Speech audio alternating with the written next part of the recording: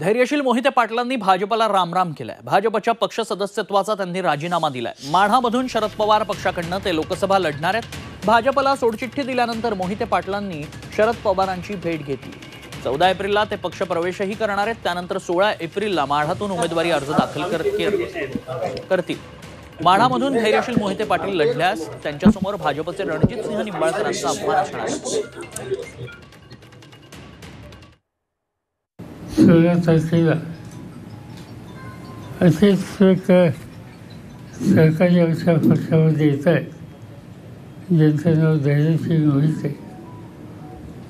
याआधीच मला ते आता भेटून गेले। पक्षामध्ये अधिकृत येण्याचा कार्यक्रम त्यांचा 2 दिवसांनी आहे आणि आमचे अध्यक्ष जयंत पाटील यांच्या उपस्थितीमध्ये ते पक्षामध्ये येतील। शेवटी त्यांचा निर्णय त्यांनी केला आहे। आमच्याकडनं आम्ही कुठेही कमी पडलो नाही। आमच्याकडनं त्यांची प्रतिष्ठा मान सन्मान नेहमीच उंच ठेवण्याचा आणि त्यांच्या पाठीशी राहण्याचा, त्यांची प्रतिष्ठा जी आहे ती प्रतिष्ठा जपण्याचा प्रयत्न आम्ही केला। पण त्यांना शेवटी